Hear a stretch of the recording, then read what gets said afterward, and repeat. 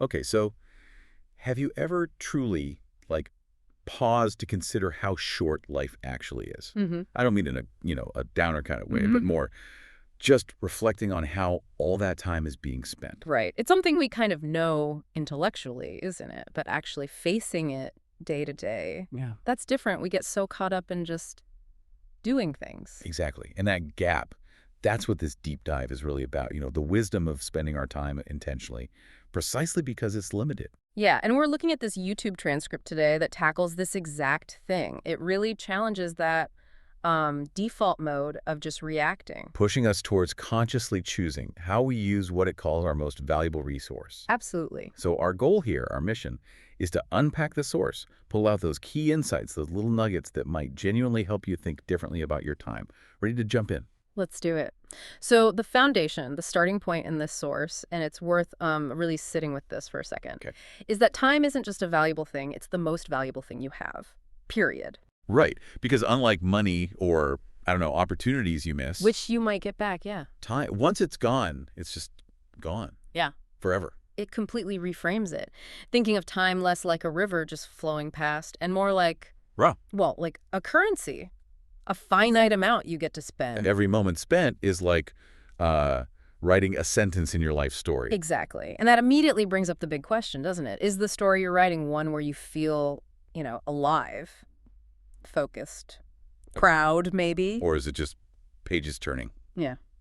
day after day, kind of aimlessly? Which leads right into this idea of autopilot. The source talks a lot about this trap. Oh, yeah, we all know that rhythm. Wake up, phone, work or school, eat something quickly, scroll. Scroll, scroll, scroll. Sleep, repeat, yeah. And autopilot isn't necessarily about being lazy, the source points out. It's more about not choosing. You're reacting, not directing. Right, just responding to whatever pops up, emails, notifications, what everyone else is doing. And the really scary part, the insight here, is how easily that happens. It's not just minutes. It can be weeks, months. Years. Even years can just blur by if you're not paying attention without any real intention behind it. So this idea of wise living, according to the source, is basically stepping out of that autopilot. Taking the wheel back. Yeah, reclaiming your agency, asking yourself, okay, this life is short. How do I actually want to spend these moments I have? And one of the first big areas where this choice really matters is, well, who you spend that time with. Absolutely. The source goes deeper than just choose good friends. It asks why. It makes you look at the people around you and really think. Do they lift you up, make you feel understood, inspired, Or do they drain you, bring negativity? Do they just kind of not get who you're trying to be?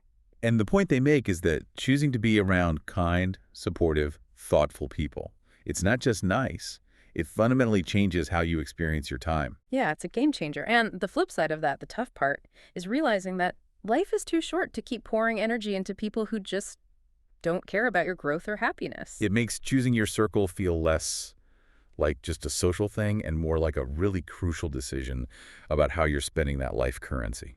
Mm-hmm. Okay, so building on choices. The source brings up another really key idea. Simple sounding, but hard in practice. The power of yes and no. Right. And the insight isn't just what they mean, but how they're linked. Every single time you say yes to something. You're automatically saying no to something else. Exactly. Yes to overtime means no to family dinner, maybe. Yes to scrolling means no to reading that book or going for a walk. It's always a trade-off. And we say yes so easily, don't we? To please people or avoid awkwardness or just because it's the default. Inertia, yeah. But the source argues that wise living means learning to say yes with intention. Really asking, is this yes worth the no it creates? Which naturally leads to that other word, no. That tiny, powerful word. So many people struggle with it. It feels rude or selfish sometimes. But the source reframes it. Saying no isn't about being difficult.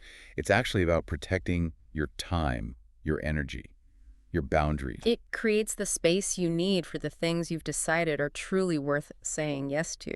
I like the analogy they used, time like a garden. Oh, yeah, the garden analogy. If you just let everything in random requests, distractions, it fills up with weeds. Saying no is like weeding the garden. Mm-hmm.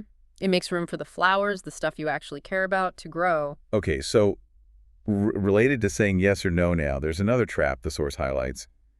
Waiting. Ah, yes. Waiting for the perfect time. Right, waiting until you have more money or more free time or until things calm down. To travel, start that hobby, tell someone how you feel. And the tough truth the source presents is, well, that perfect time. It usually doesn't come. Life just doesn't work that way, does it? It's always messy. Pretty much. So the insight is sometimes you just have to start. Start messy, start scared, start small, but just start. Because the warning is pretty stark. Yeah. If you wait too long for perfect conditions, life might just pass you by while you're waiting. Yeah, exactly. And speaking of things that eat up time while we're maybe waiting or just on autopilot, distractions. Oh, the big one. Social media, endless scrolling, notifications dinging. Clickbait, random videos, they're everywhere. And the source gets it. They feel fun or engaging in the moment. But the real point is the cost. Right. How many hours just vanish without much real return in terms of, meaning or connection or growth? And the question it makes you ask is pretty revealing. Look back at your week. What do you actually remember? The blur of scrolling. Or that walk you took with a friend? Or finishing that chapter? Or just some quiet time thinking? That contrast really brings it home again. Sure. Wise time is intentional time. Time you chose how to spend rather than time that just happened to you. Which leads us to maybe the biggest question of all. If you're going to be intentional, what are you being intentional about? What actually matters to you? And they stress this isn't just like a philosophical question. It's practical. What do you love doing? What makes you feel calm or excited or proud? Is it learning, building things, helping people, family time? It's unique for everyone. Totally.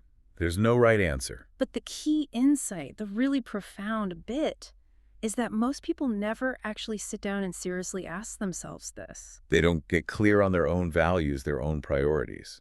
And without knowing what truly matters to you, how can you possibly make intentional choices? Knowing your what is like having a compass. It helps you decide what gets a yes and what needs a no. And so many people answer, how are you with busy? Like, it's a good thing. Right, like a badge of honor. This pressure to be constantly productive, doing everything. But the source throws some cold water on that. Yeah. Being busy is not the same as living wisely. In fact, they often conflict. That constant busyness trying to juggle everything. It just leads to stress, feeling scattered, burnout eventually. Exactly. The insight isn't about doing more.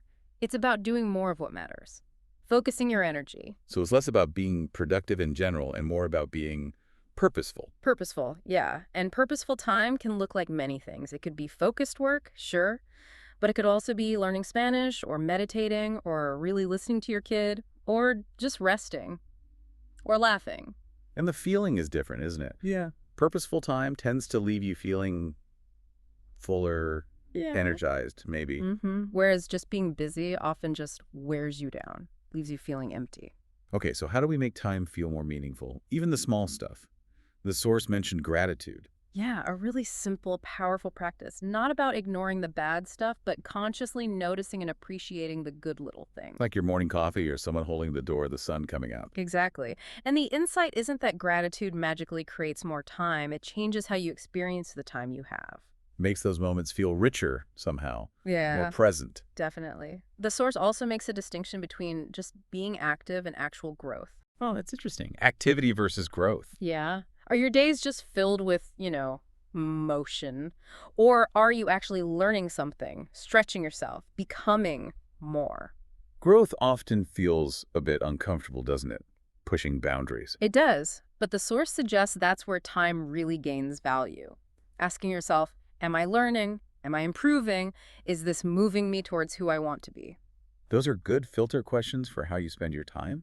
Investing in growth, even if it's hard, makes that time feel more significant later on. And speaking of significance, the source comes back really strongly to people, prioritizing relationships. Right. Friends, family, partners, often cited as the deepest source of meaning. And the emphasis is on spending actual time on those relationships, not just fitting them in the cracks around tasks, really investing that time currency. It's that nudge, isn't it? Make the call. Share the story. Say, I love you. Don't leave important things unsaid. Those moments of connection, they build the real foundation. And the source ties all this together really nicely with this idea about daily habits. The way you spend your days. Is the way you spend your life. Ultimate. It sounds a bit heavy, but it's actually meant to be empowering, I think. Like that analogy of each day being a brick. Yeah, a brick in the wall of your life.